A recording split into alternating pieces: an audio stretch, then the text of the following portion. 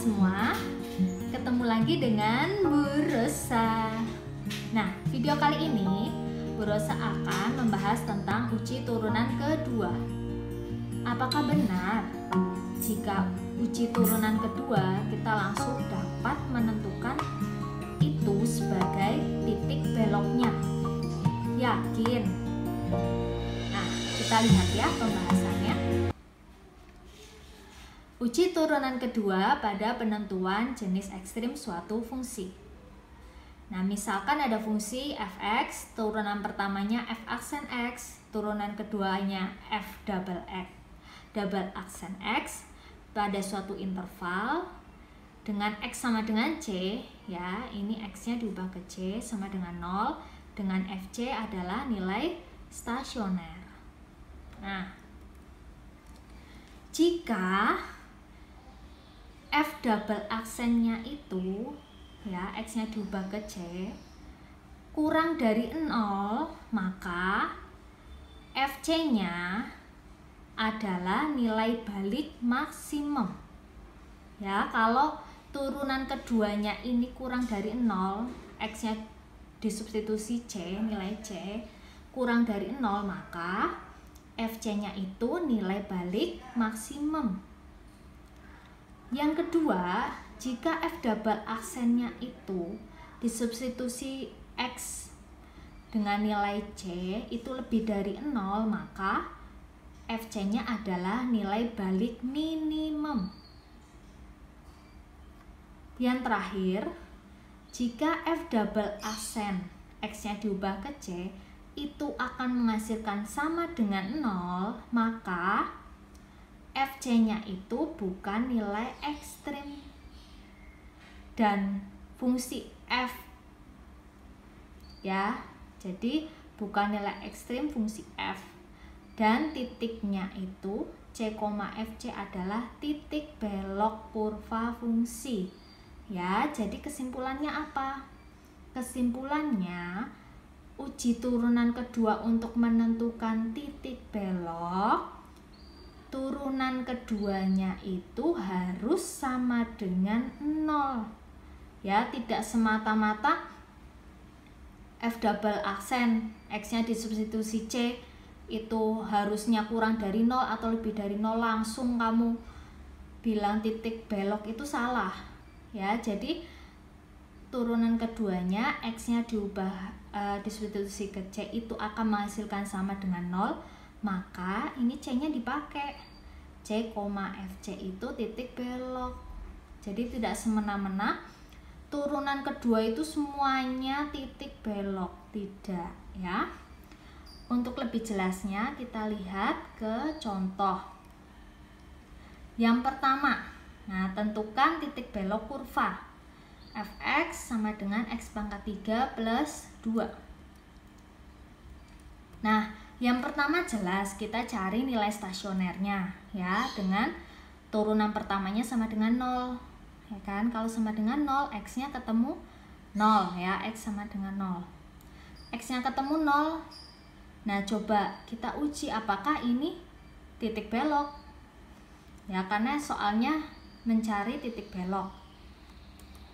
Nah, uji turunan kedua. F double aksennya itu sama dengan, ini turunkan lagi 6x sehingga menghasilkan x-nya yang tadi kan kita ketemu 0 nih, disubstitusi 0. Oh, hasilnya sama dengan 0. Ternyata turunan keduanya ini, ya, sama dengan 0 sehingga kurvanya itu punya titik belok. Ya, jika x-nya disubstitusi 0, hasilnya sama dengan 0. Berarti fungsinya itu mempunyai titik belok. Nah, untuk x sama dengan 0 berarti kan f0-nya menghasilkan disubstitusi ke awal, ya, persamaan awal 0 pangkat 3 ditambah 2 sama dengan 2. Jadi 0,2 itu merupakan titik belok. Coba kita lihat ya. Kalau misalnya kita gambar di GeoGebra atau Desmos, apakah benar fungsi itu punya titik belok? Nah, di 0,2 ya, 0,2. Oh, benar. ini ternyata dia punya titik belok di 0,2. Terbuktikan.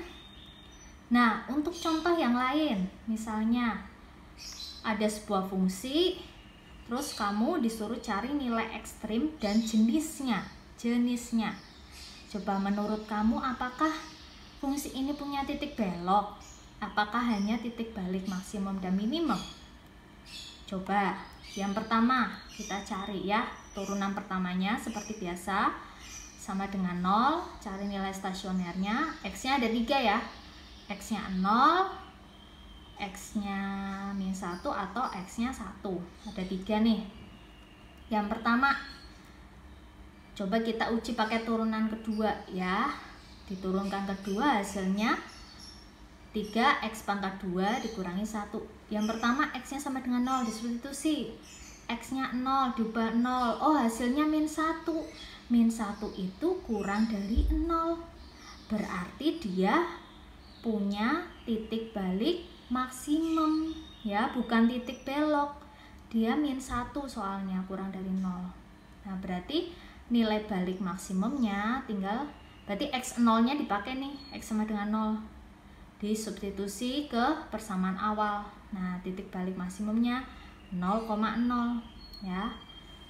Nah, ini titik balik maksimum loh ya, bukan titik belok. Kemudian kita uji lagi nih untuk X sama dengan -1 turunannya. Nah, turunan keduanya ya, kita ganti X-nya -1, hasilnya 2. 2 itu lebih dari 0. Oh, berarti dia punya titik balik minimum ya, bukan titik belok. Titik balik minimum.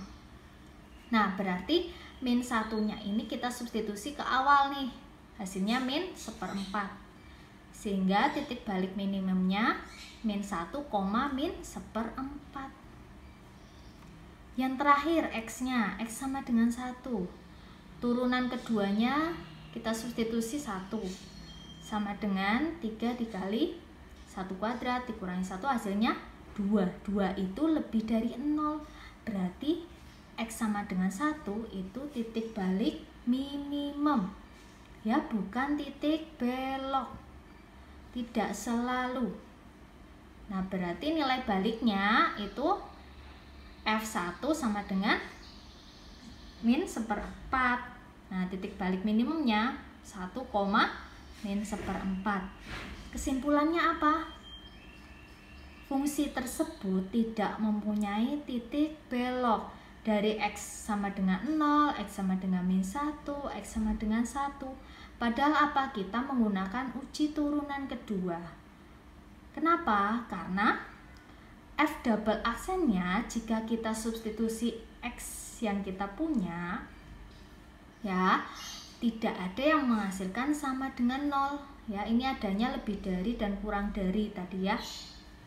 Nah, coba kita cek dengan GeoGebra, apakah benar fungsi tersebut tidak punya titik belok. Nah, ternyata benar, ini X-nya -1 bukan titik belok, X-nya 0 bukan titik belok, X-nya 1 tidak, bukan titik belok.